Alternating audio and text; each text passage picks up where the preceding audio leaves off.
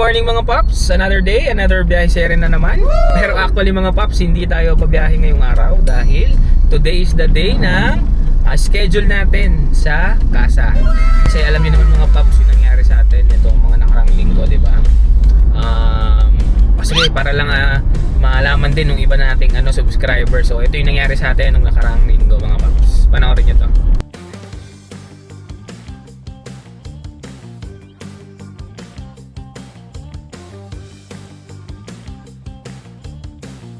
So yun nga mga paps, kung may kita nyo sa video, no, nagkaroon ng aksidente doon sa may malapit doon sa pinagpaparkingan ko.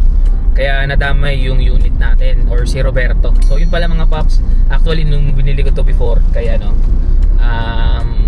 kay Toyota. Siyempre tayo, 'di ba, minsan naman pag owner ka, binibigyan mo ng pangalan yung mga nabibili mo. So Roberto po yung pinangalan ko sa kanya. Kahit pa po nung simulang nagkaroon pa lang ako ng motor, kasi 3 beses ako nagkaroon ng motor, pa-upgrade ng pa-upgrade yun. Lahat po yun Roberto lang pangalan, hanggang sa nakakuha ako ng Vios, yung isa nating unit, Roberto rin pangalan nun. Tapos ngayon nakakuha tayo ng Innova, Roberto pa rin pangalan niya mga paps. Roberto ang daming Roberto mga paps, no? Yun mga paps, mabalik nga ako. So nakita nyo naman sa video na nagkaroon nga ng aksidente. So nadamay si Roberto. Gaya ng sabi ko rin dun sa previous vlog natin, wala namang may gusto dun sa aksidente na yon, no? Kaya medyo nakakagalit or nakakainis or nakakasama ng loob. Siyempre iniingat-ingatan natin tong unit natin or si Roberto. May mga pagkakataon pa rin pala talaga na kahit anong ingat mo, darating at darating ang aksidente, no? Pero gaya nga ng sabi ko mga paps, wala namang may kagustuhan yan. So all goods in the hoods naman yung naging usapan namin nung crosswind, na yung may-ari ng crosswind, which is siya talaga yung lumalabas na mali doon sa aksidente na yon. Kasi alam naman ninyo na kapag sasakyan, motor o kaya tricycle, in the end alam niyo naman kung sino magkakamali, kung sino yung magiging talo dyan or mali dyan when it comes sa legality. So all goods naman, nakapag-settle na rin kami. Mayroon siyang certain amount na binigay sa akin, so hindi ko na lang rin sasabihin mga paps. For na lang rin, for privacy na lang rin nung tao. Baka mamaya kasi mapanood niya to bigla, sabihin pa sinama pa natin sa content natin. Bukod po doon sa binigay niyang participation fee, nagbigay din po siya sa atin ng certain amount or compensation, syempre mga paps, dahil dineclare ko po ito na may papeles naman ako. Dineclare ko siya na source of income ko po ito. So imagine mga paps, August 11 pa ho tayo nabunggo, or let's say August 12 natin nalaman, ngayon lang po tayo nakakuha ng schedule sa casa. Actually matagal din po yung approval, inaabot din ako ng kulang-kulang 2 linggo. So upon approval, ano ba ngayon, Friday, nung Wednesday ako na-approve lang. So August lang yun, 27. So imagine, from August 12 to 27, siguro 15 days tayo nagantay. Approval pa lang yun mga paps. Ngayon, nung na-approve na tayo, dapat bukas pupunta na tayo or in-schedule na tayo dapat sa casa. Tawag dito, hindi tayo nakapunta dahil kailangan natin tong unit. Sayang din kasi mga paps, since matagal siyang mawawala sa akin. So inaccept ko na rin yung rental sa atin nung kapatid natin dun sa office nila. Kaya malaking bagay din kahit paano nitong mga nakaraang linggo or nakaraang araw, kahit may tama yung sasakyan natin, buti drivable naman siya. Kaya nagamit naman natin siya kahit siguro 3 beses ko lang nagamit siya sa loob ng 2 weeks. Kasi naiilang talaga ako. Meron nga kumuha sa akin Nueva Ecija, isa sa mga natin kaibigan, kaso naiilang ako mga paps. Baka mamaya kasi may mangyaring di maganda. I mean yung bumper kasi natin loose na, nilagyan lang natin ng cable tie. So for na lang rin, for safety purposes, mas pinili ko na lang na hindi na lang tanggapin yung offer. Kasi nga medyo nag-aalinlangan ako. Bale, actually mga paps, on the way na rin tayo ngayon dun sa casa. So today is August 29, araw ng Biyernes mga paps. So ngayon lang natin may ihahatid yung ating sasakyan. And then sabi sa akin ng agent ko doon, tsaka nung sa insurance, baka daw abutin to ng 2 weeks pa. So imagine kung magkano yung mawawala sa atin doon mga paps. Kaya okay din, naglakas loob na lang rin ako. Or actually, alam naman ni sir, talagang ano naman, ipinaliwanag naman nating maigi na itong sasakyan talaga natin, ano rin natin, ginagamit rin natin ano to, pangkabuhayan. Kaya naiintindihan niya rin tayo sa part natin mga paps. Tapos, ang nangyari pa nga, yung insurance niya, ito naman yung payback sa kanya. Kumbaga, yung insurance niya kasi hindi niya magamit dahil walang third party yun. Kasi sa scenario na yun or sa aksidente na yun, third party lang ako. Ngayon, wala siyang ganun. Kumbaga parang hindi naka-premium ata yung ano niya, yung insurance niya. Kaya nangyari, yung insurance ko na lang yung ginamit. Tapos medyo kinonsider ko na lang rin na retire na si sir. Imagine mga paps, 71 years old na si sir. Nakita ko naman yung appearance niya, medyo ano na rin. Hindi naman sobrang hina. Malakas pa siya sa age niya. Pinapag-drive pa nga eh. Pero syempre, alam niyo naman tayo, maunawain. Maawain na rin. Kaya kumbaga parang tayo pa yung nahassle mga paps. Tayo naglakad ng insurance na bla bla bla, yung mga ano pa, kung ano naman.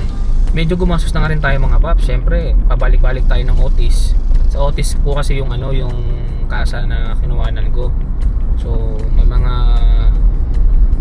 syempre mga paps, since pabalik-balik tayo doon, gumastos tayo ng diesel.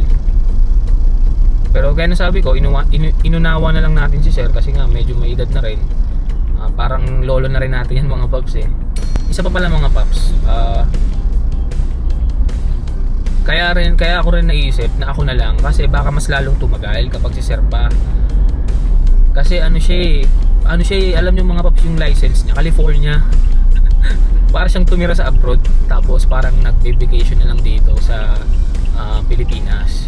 Pero actually yung amount sana based on my computation dun sa kinikita ko, kasi nga ang dineclare ko na lang, bumabiyahe na lang ako ng 3 times a week na lang.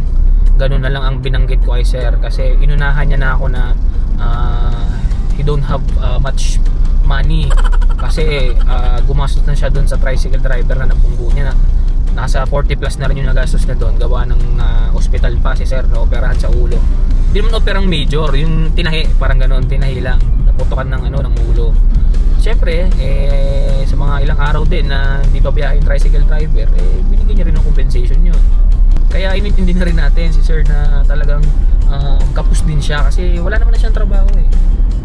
Let's say meron siya nakukuhang pension, magkano lang naman daw yun.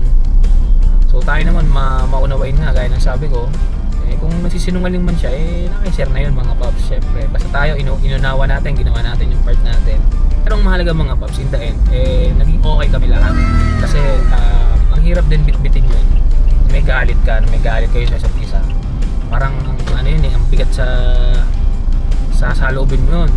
Baga, apektado lahat dun eh. Kaya mas pinili ko na lang, ako personally, mas pinili ko na lang matapos na kagad at makapag-move on na lahat para lang hindi na humaba or para lang wala nang mas maapektuhan pa.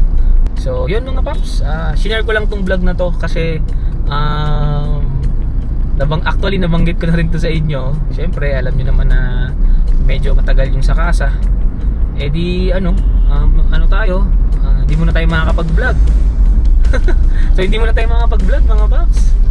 No, pero sana magawa to ng mas maaga kasi namimiss ko rin bumiyahe sa Lalamove eh. Alam niyo, ang hirap din ng walang ginagawa sa bahay. For now, wala akong gagawin talaga as in.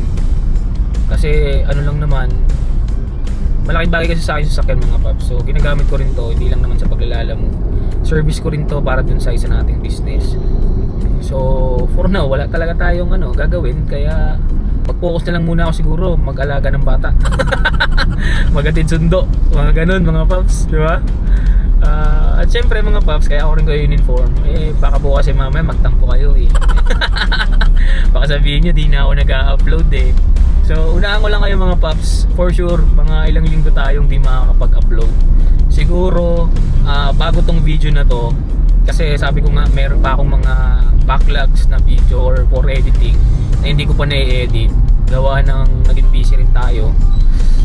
So siguro mga twice or thrice na video pa bago tong video na to. Pero for now, sasabihin ko na po sa inyo, ito na muna yung magiging last video natin habang ginagawa yung unit natin. At nakita ko rin na for sure din ulit masasabayan ko na yung mga video natin. I mean, for example, bumiyaya ako ng araw, baka bukas makapag-upload na tayo kasi nahabol ko na yung mga video eh. So, let's see mga paps kung anong mangyayari after nitong pag-repair dito sa damage ng natin ng sasakyan or ni Roberto mga paps. So, yan pala mga paps, pakita ko sa inyo. Ayan yung ginawa mo ng palandaliang lang para lang di bumagsak yung bumper natin pag dinadrive. So, nilagyan lang ng cable tie. So, ginawa yun ng binan ko.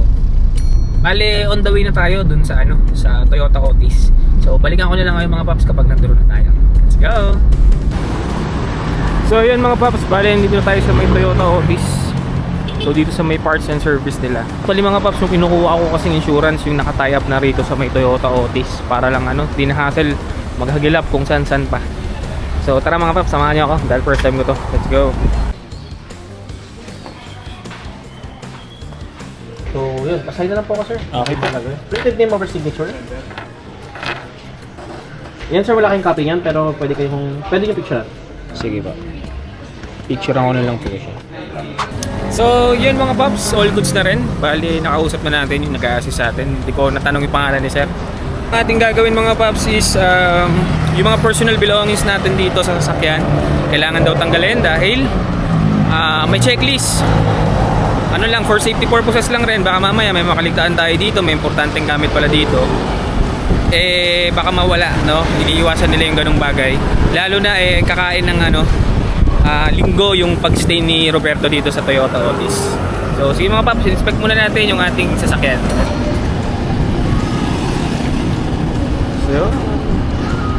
So as of now mga paps, nag-inspect na si Sir din sa loob. And then nakuha na rin natin yung ating mga mga personal belongings sa loob, yung mga importante. Ultimo shades kailangan tanggalin natin mga paps, at the same time yung mga cable natin.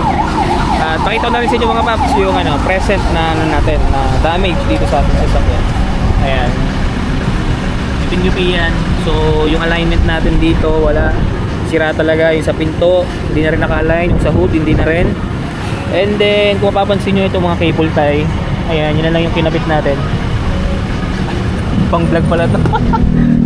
So yun di ba? Binigay ni Sir Dondi sa atin yung pang vlog natin. So ayun mga paps, medyo madami-dami talaga to. Ayan, sana makita nyo yung nagbiyak yung natin dyan, yung headlight, pero kasama yan sa for replacement yung headlight assembly natin. So all goods na rin at sana wala na rin makitang ibang damages dito sa ating sasakyan. Dahil sabi ni Sir Dondi kapag may nakita pa daw na damages, kakain pa ulit ng panibagong araw para lang magpa-approve at i-repair ulit yung damages na sasakyan natin. Update lang mga paps, bali all goods na, hindi ko lang mag-videoan si Sen. So nabigay na rin sa atin itong papel, parang dito lahat ng gamit natin, tsaka yung mga scratches ng sasakyan, nakalagay din dyan. So yung mga gamit natin nandito. So all goods na mga paps. So update na lang tayo ni Sir Dondi. Let's go. So yun, all goods na. Sir Dondi, thank you ulit. Thank you, boss. Salamat po. Yep.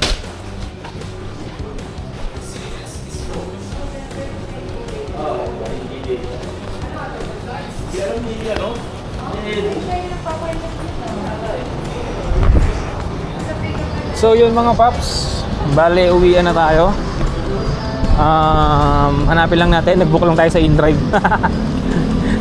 So let's see, Velos daw, silver. Raymart.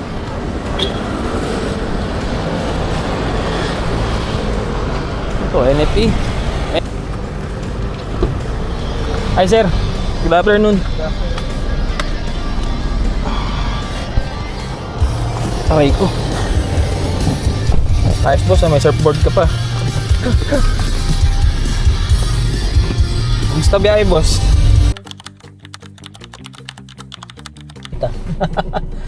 Sagit nga. Lipat, parang naglipat ba? Kaya nga, kala ko pwede to. Hindi pala pwede. Papatanggalin na yun. Pinatanggal lahat. Aray ko. Thank you, sir. Okay Paps, ingat. Ingat sa biyahe.